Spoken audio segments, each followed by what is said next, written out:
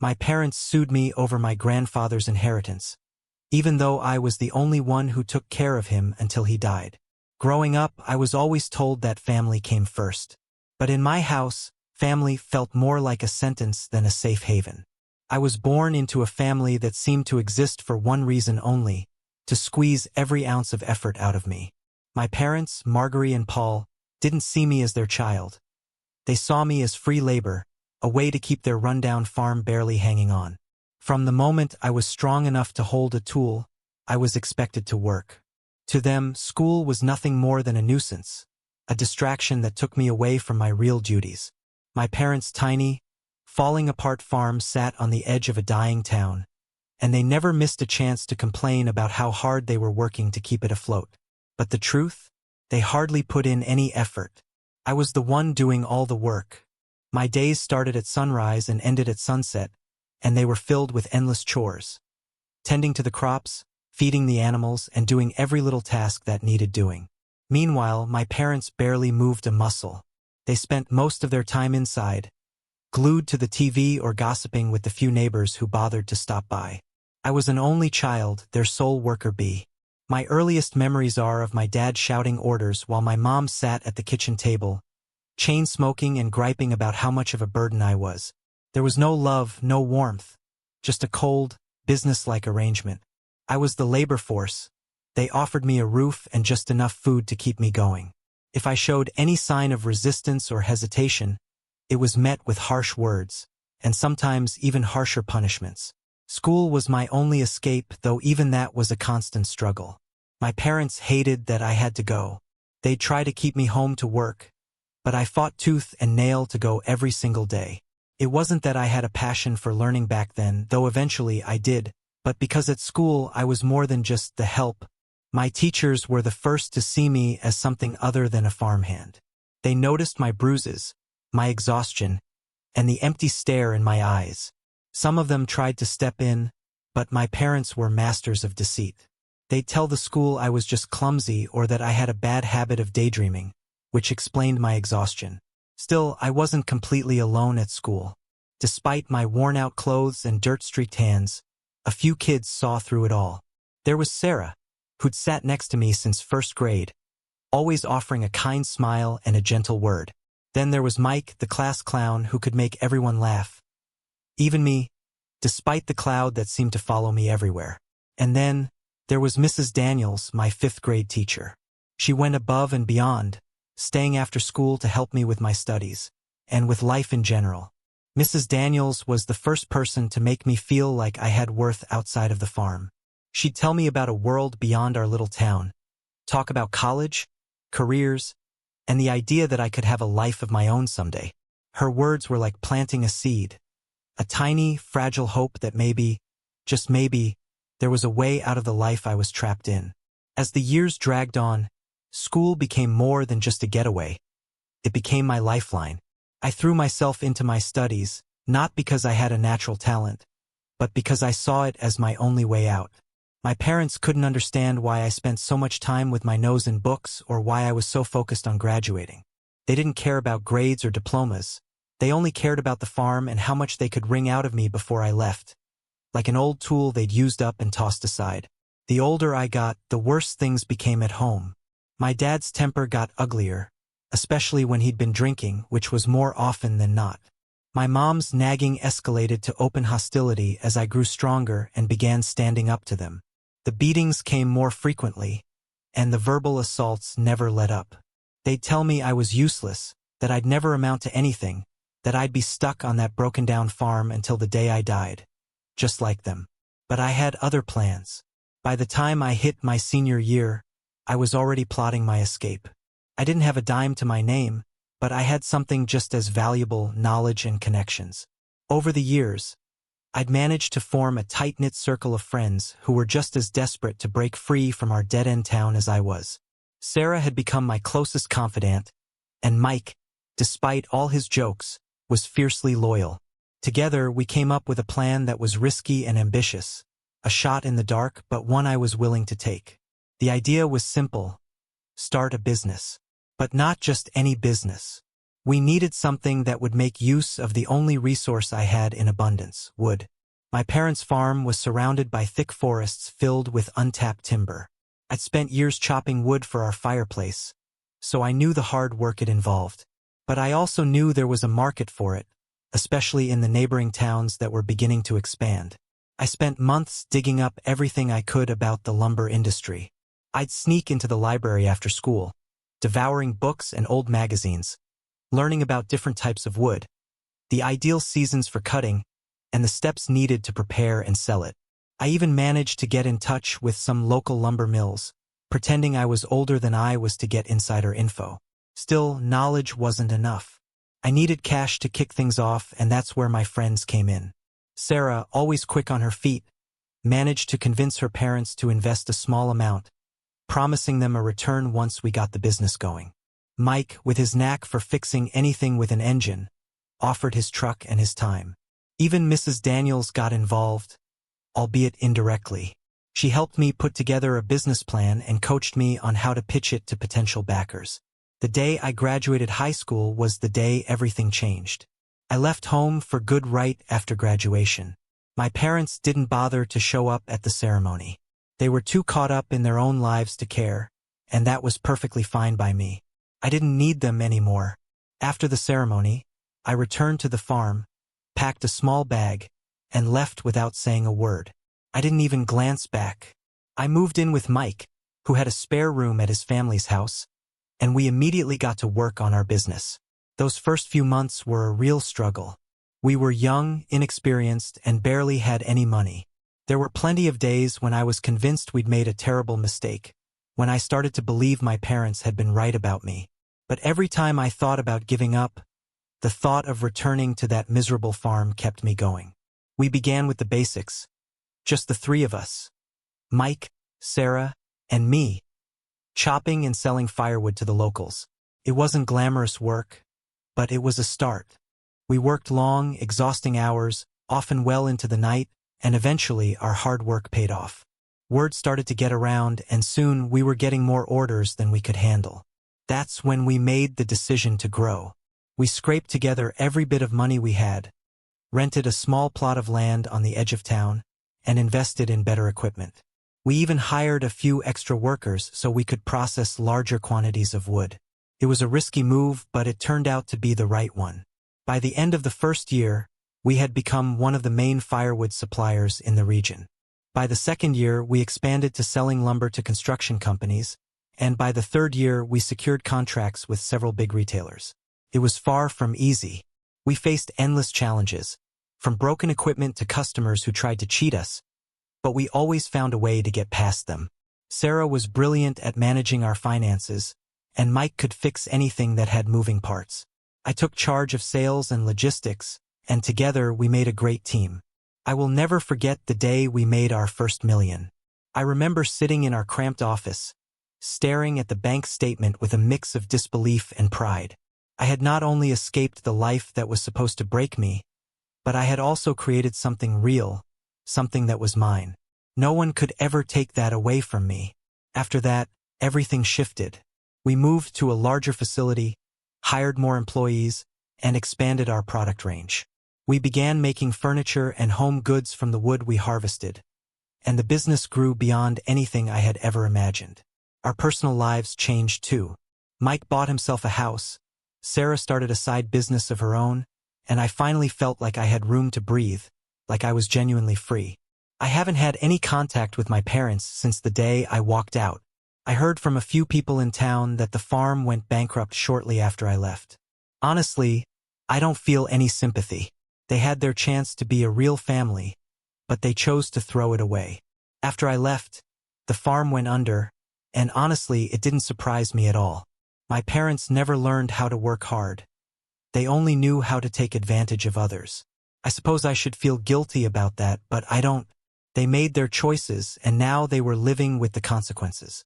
First, things were going great for me. My business took off, and we were making a real name for ourselves in the lumber industry. Life felt like it was on a constant upward climb. But as the saying goes, the higher you climb, the harder the fall. I ended up learning that lesson the hard way. It all started about a year after we set up in our new facility. Business was booming and we were struggling to keep up with demand. At first, it seemed like a good problem to have. More orders meant more revenue. But it didn't take long to realize that we were burning through our wood supply much faster than we could replace it. The forests around our town, which had once felt endless, were thinning out at a scary pace. We had cleared nearly every tree within a manageable distance, and hauling wood from farther away was starting to eat away at our profits. One morning, I was sitting in my office, staring at the latest financial report, and that's when it hit me. We were in serious trouble. The numbers didn't lie. We had enough wood for maybe 2 more months before we'd start defaulting on our contracts. If we didn't figure something out fast, everything we'd worked so hard to build could fall apart. I called Mike and Sarah for an emergency meeting. We gathered in the cramped conference room, and the air was thick with tension. Mike, always trying to be the cheerful one, cracked a joke to break the ice, but even he looked worried. I leaned forward, resting my elbows on the table, and got straight to the point. We have a serious problem. Sarah, who always got straight to the heart of things, cut in before I could explain. We're running out of wood, aren't we? She asked. I nodded, confirming her fears. Exactly. If we don't figure out a new source soon, we're going to be in deep trouble. Mike frowned, clearly troubled. Can't we just buy more wood from other suppliers? I shook my head.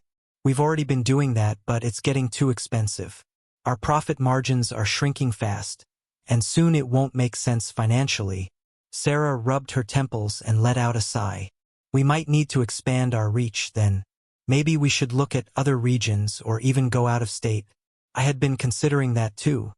But there was a problem. We can, I said, but we have to be careful. We're already under scrutiny from the local authorities. If we start logging in new areas without the right permits, we could get shut down. As if on cue, my phone buzzed on the table. I glanced at the screen. It was a text from one of our workers at the logging site. Boss, the police are here. They want to see our permits. My stomach dropped. I muttered a quick excuse to leave the meeting and rushed out to the site. When I arrived, 2 police cars were parked at the entrance, and a handful of officers were in a tense conversation with our foreman, Joe. He looked anxious, his face pale and tense. One of the officers, a tall man with a stern expression, spotted me and walked over. Are you the owner? He asked. Yes, I replied, doing my best to keep my voice steady. What seems to be the problem, officer? He crossed his arms and gave me a hard look. We got a tip that you've been logging without the proper permits. We're going to need to see your paperwork. My stomach twisted. I was fairly sure we were mostly in compliance, but there were definitely some gray areas that could get us into trouble. I forced a smile. Of course.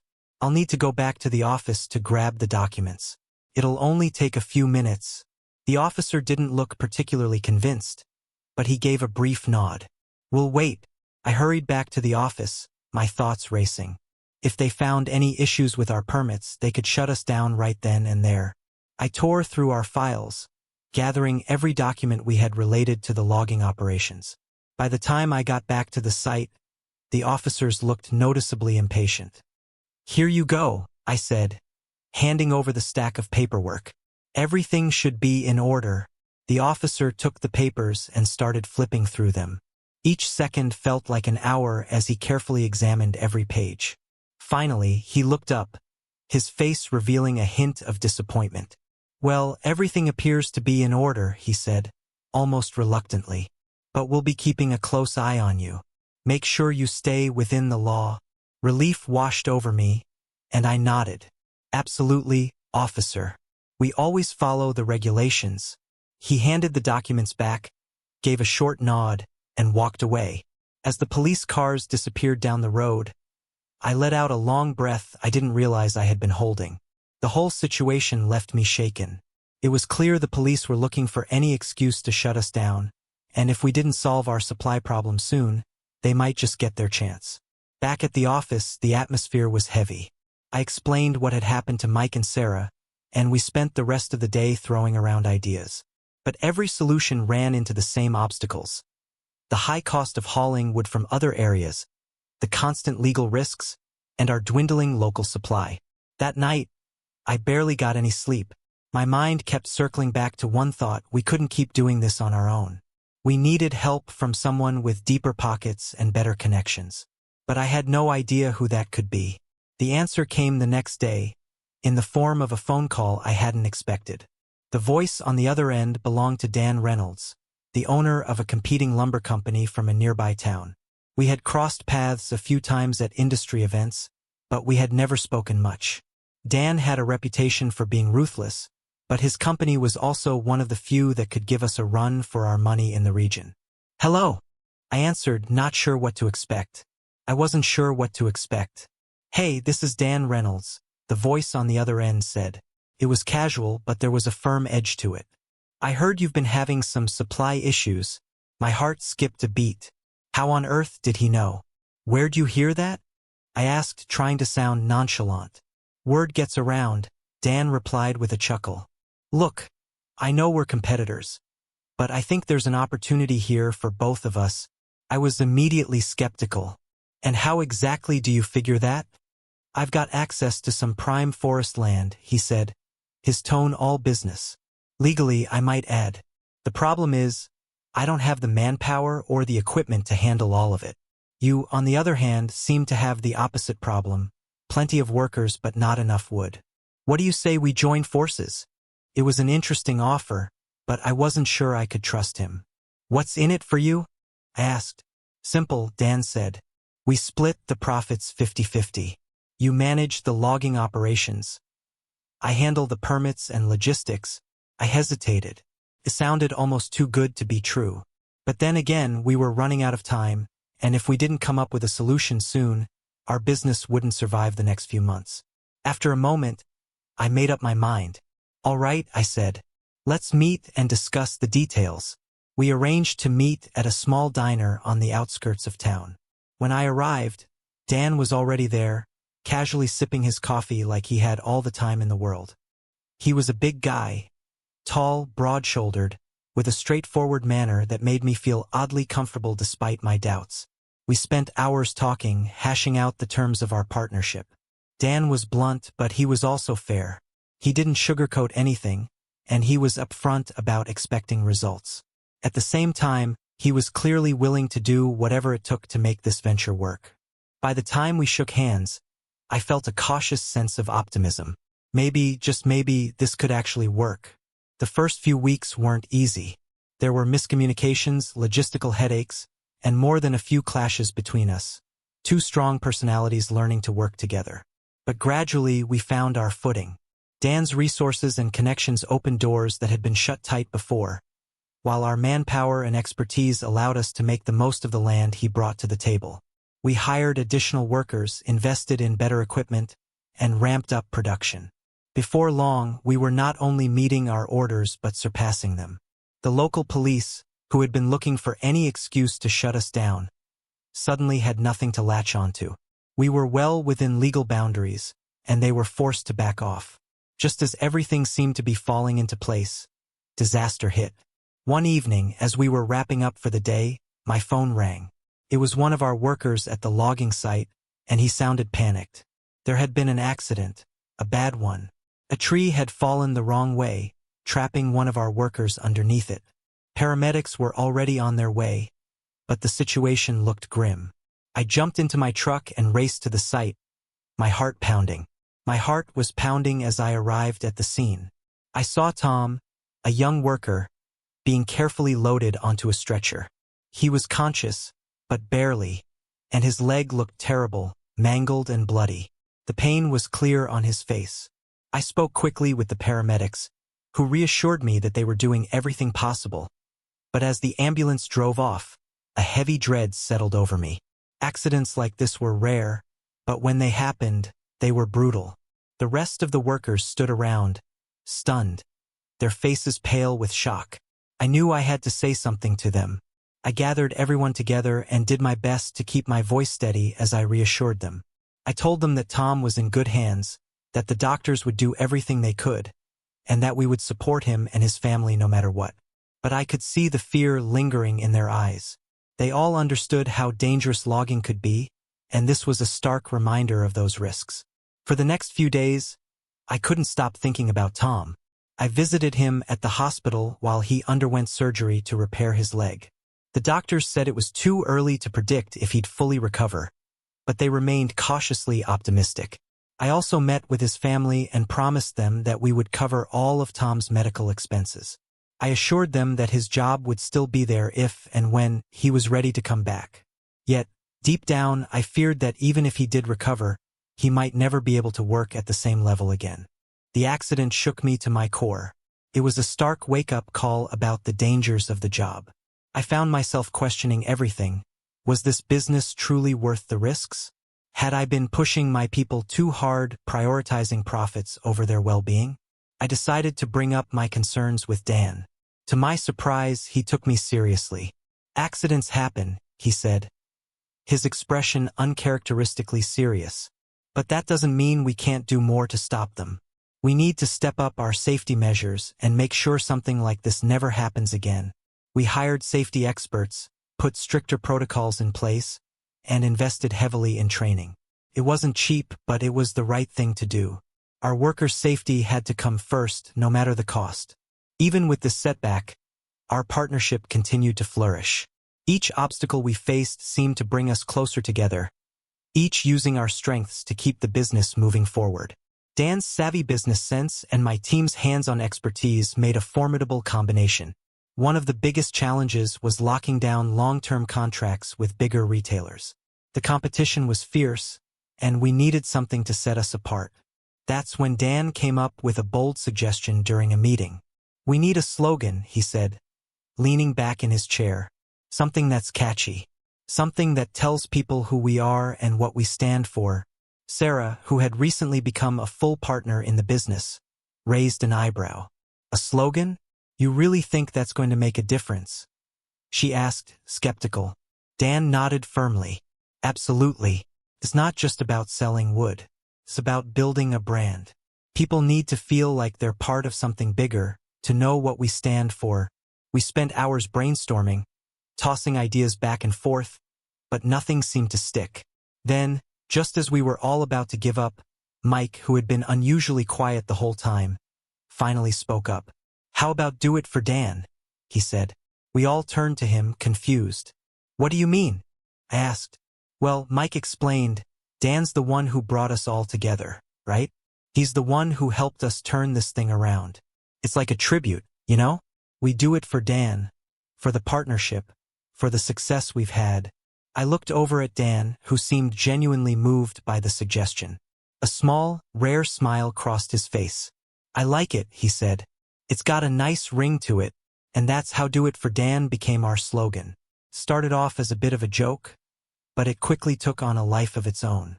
The workers would shout it out whenever they needed an extra push, and soon it was on everything. Our trucks, uniforms, even our business cards. Somehow, the phrase struck a chord with people. It gave us a unique identity and a sense of purpose. We weren't just another faceless lumber company. We were a team, a family, driven by a shared goal. As our business kept expanding, so did the challenges. We found ourselves facing everything from legal issues to environmental protests, not to mention fierce competition from larger companies. But we stuck together, knowing that we had each other's backs. The biggest challenge came when an environmental group slapped us with a lawsuit, accusing us of illegal logging. They claimed we were cutting down protected forests and harming local wildlife. The allegations were completely false, but the lawsuit threatened to destroy everything we had built. We hired the best lawyers we could afford, but the costs were staggering. The case dragged on for months, draining our funds and wearing us down. There were moments when I thought we wouldn't make it, that we'd lose everything we had worked so hard to achieve. Dan, however, refused to back down. "We're going to fight this," he said, his voice steady with determination. "And we're going to win." He was right. In the end, the case was dismissed, and we were cleared of all charges. The relief was enormous, but the battle had left its mark. We were exhausted, and for the first time we questioned how much longer we could keep this going. Just when we were at our lowest, something unexpected happened. A major retail chain reached out with a proposal. They wanted to partner with us to create a line of eco-friendly, sustainable wood products. It was the opportunity we had been waiting for, the break that could turn everything around. The deal was a game changer. It gave us the stability and resources we desperately needed to move forward. The deal allowed us to keep growing and solidified our reputation as a major player in the industry. We expanded, bringing in more workers and even launching a second facility in a neighboring state. Throughout it all, Dan was our steady anchor. He wasn't just a business partner anymore. He was a mentor, a friend, and an essential part of our success. Yet, despite everything we accomplished, I couldn't shake the feeling that something was missing. The thrill of our early days was long gone, replaced by the routine grind of managing a big company. Our challenges had shifted. They weren't about survival anymore, but about holding on to what we'd built. One late night, I got a call from Sarah, and the moment I heard her voice, I knew something was wrong. "Hey," she said, her voice shaky. "I need to talk to you. It's about Dan." My stomach dropped. "What's going on?" I asked, feeling a chill run down my spine. "It's not good," she said, her voice barely holding steady. "He's been diagnosed with cancer. It's advanced." The news hit me like a punch to the gut. Dan had always been the rock, the strong one who pulled us through the hard times. I couldn't even imagine losing him. "I'm coming over," I said, already grabbing my keys. I drove to Dan's house in a daze, my mind racing. When I arrived, Sarah was there, along with Mike and a few other close friends. Dan was sitting in his living room, looking worn and pale, but somehow still smiling. "Hey, kid," he said when he saw me, a hint of humor in his tired eyes. "Guess I'm not invincible after all." "Huh?" I forced a smile, though my heart was breaking. "Don't say that," I said, sitting next to him. "We're going to get through this. We're going to fight it." Dan shook his head gently. "I've had a good run," he said quietly, "but this is one battle I can't win." The room fell into a heavy silence. We had faced so many struggles together, but this was different. This was something we couldn't fix, no matter how hard we tried. Over the next few weeks, we all rallied around Dan, doing whatever we could to make his final days comfortable. We took turns visiting, running errands, and making sure he was never alone. But no matter how positive we tried to be, we all knew the truth.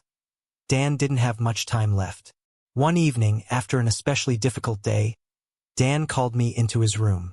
He looked weaker than ever, but his gaze was sharp and focused. "I need you to promise me something," he said, his voice barely a whisper.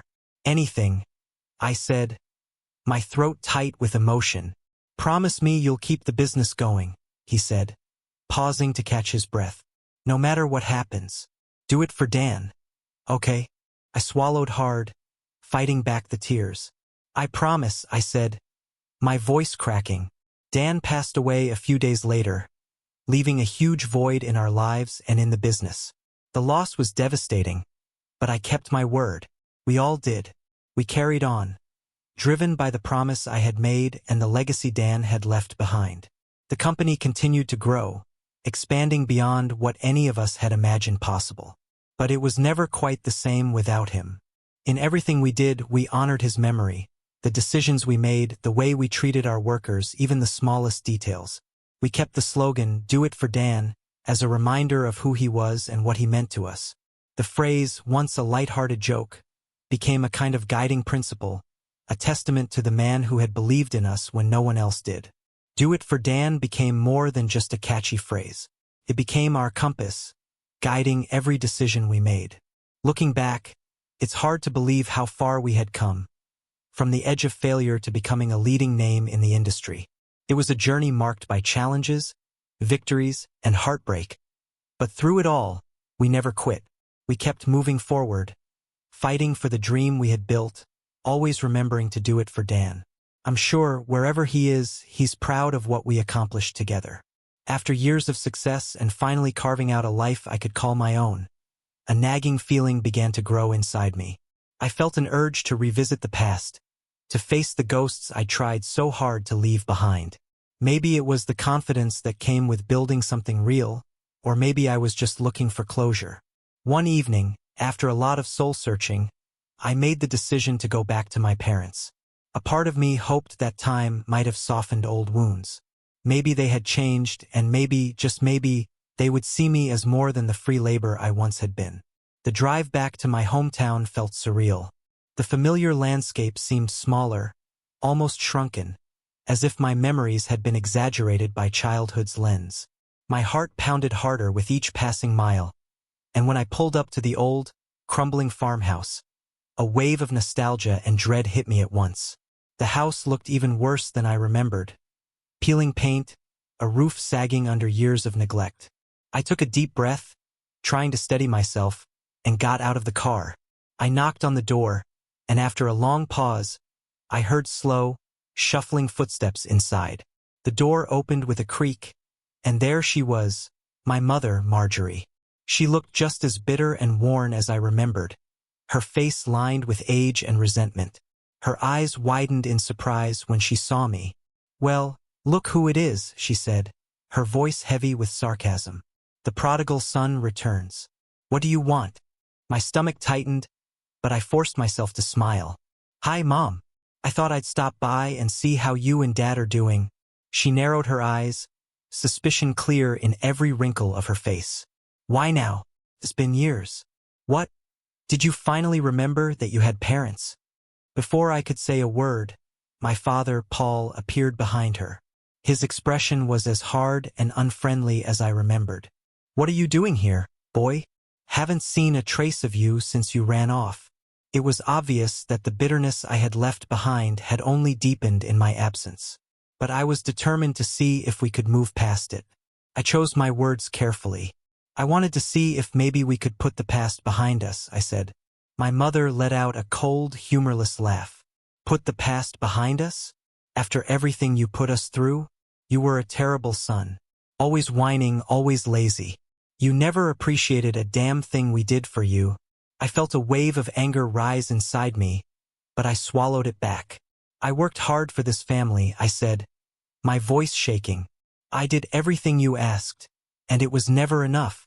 "Ungrateful," my father growled, his voice dropping to a menacing tone. "Always sneaking off to that damn school instead of doing your chores. You think we didn't notice? You were useless on this farm, boy." My hands clenched into fists at my sides, but I kept my cool. "That's not how I remember it," I said quietly. "But I didn't come here to argue. I came to tell you that I've changed. I've built a life for myself, a successful business." The moment I mentioned my success, I saw something shift in their expressions. The contempt I'd always seen in their eyes was replaced by a flicker of interest. "Business?" my mother echoed, suddenly curious. "What kind of business?" I hesitated, knowing what was likely to come. "I own a lumber company," I said. "We've been doing really well. We've expanded, secured contracts with major retailers." My father cut me off, his voice now ingratiating. "Why didn't you say so, son? That's quite an achievement." My mother's face lit up with a smile I hadn't seen in years, though it felt empty and false. "Why don't you come inside, dear?" she said sweetly. "We can sit down and catch up properly." I should have known better, but a small, hopeful part of me wanted to believe that they might actually be proud. I followed them inside, feeling the tension settle like a weight on my shoulders. We sat around the old rickety kitchen table, unchanged from my childhood, and, for a few minutes, they seemed genuinely interested in my story. I told them about the company, about Dan, Mike, and Sarah, and how we turned nothing into something. But as I spoke, I caught a certain gleam in their eyes, a gleam that made my stomach churn. It wasn't pride or joy, it was greed. "You know," my mother said, leaning in with a conspiratorial tone, "we could help you with the business. You've done so well, but everyone could use a little help now and then." My father nodded eagerly, his smile almost desperate. "That's right. With our experience, we could help you take it to the next level. And all we'd need is a small share of the profits.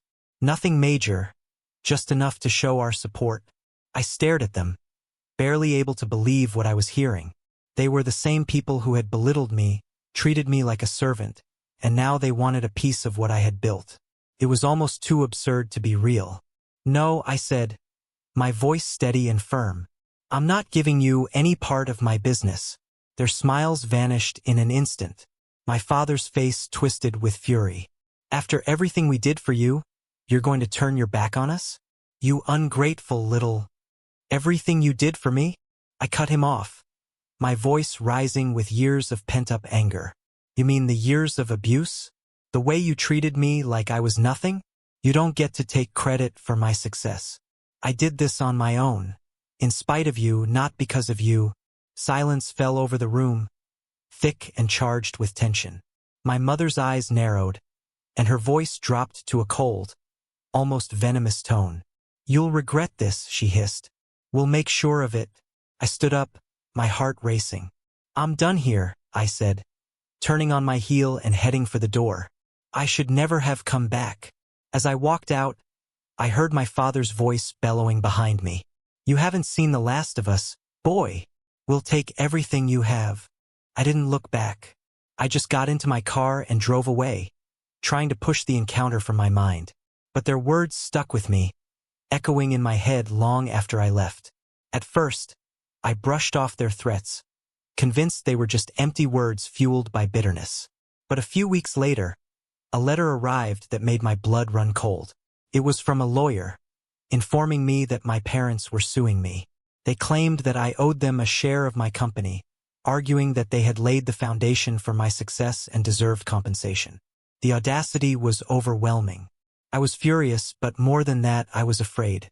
They were actually trying to take everything I had worked so hard to build. I immediately called Sarah, Mike, and Dan to tell them what was happening. They were just as stunned as I was, but they rallied around me without hesitation, promising to support me through whatever came next. We hired a top-notch legal team and prepared to go to war, but I couldn't shake the weight of dread that settled over me like a dark cloud. The lawsuit dragged on for months, with my parents portraying themselves as the innocent victims. They claimed they had sacrificed everything to give me a good life and that I had taken advantage of their generosity. It was all lies, of course, but they were disturbingly convincing. The case caught the media's attention, and soon the headlines were splashed across newspapers and websites. Parents versus son, the battle for a fortune. Reporters hounded me, desperate for a story, while my parents soaked up the attention, playing the part of the aggrieved elderly couple just looking for what they were owed. It was maddening, but our lawyers kept insisting that we had a solid case. Even so, the stress was unbearable. I couldn't focus on work, barely slept, and all I could think about was the looming court date. I felt like I was drowning. Then, just when I thought things couldn't possibly get any worse, they did. One evening, I found myself sifting through old boxes of paperwork, hoping to find something, anything, that could strengthen our case. Buried at the bottom of a box, I came across an unmarked VHS tape. I had no idea what it was, but curiosity got the better of me. I dug out an old VCR from storage, dusted it off, and slid the tape inside. What played on the screen made my blood turn to ice. The footage was grainy, clearly old, but I could make out everything. It was me, just a child, being beaten by my father. He held a glass bottle, striking me again and again as I cried and pleaded for mercy. In the background, my mother stood watching with a blank, indifferent expression. The tape then cut to another scene, showing me even younger, working in the fields under the relentless summer sun. My parents' voices were loud and angry, shouting threats at me, warning me to work faster or else. I sat there, stunned, as the memories came flooding back. I had buried so much of my childhood, shoved it so deep that it couldn't hurt me anymore. But now, seeing it laid out in front of me, it felt like I was living it all over again. My hands were trembling as I ejected the tape. Then a thought hit me: this tape could be the key to winning the case. If I could prove the abuse, it would destroy their lies and expose them for who they really were. Without hesitation, I called Sarah, who had been helping me sort through the boxes. "You're not going to believe what I found," I said, my voice shaking with a mix of rage and relief. "What is it?" she asked, concern lacing her voice. "It's a tape," I said. "A tape of my parents abusing me. It's all there. Everything we need to prove they're lying." There was silence on the other end. Then Sarah's voice came through, strong and determined. "We need to get this to the lawyers right away. This could change everything. The next morning, we handed the tape over to our legal team. They were as shocked as we had been, but there was a clear sense of relief. This was the evidence we needed to turn the tide. When the tape was presented in court, everything shifted. The smug confidence my parents had displayed vanished, replaced by a desperate panic. Their lawyer scrambled to dismiss the tape as irrelevant, but the judge wasn't having any of it. He allowed the tape to be played, and as the footage flickered across the screen, the entire courtroom fell into a heavy, stunned silence.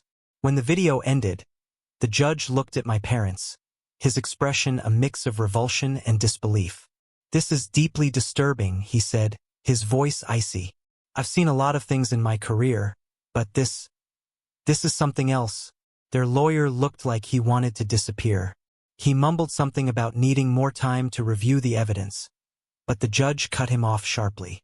"I think we've seen enough," he said. "This case should never have been brought to court." But then, something even more unexpected happened. The lawyer who had been representing my parents abruptly stood up.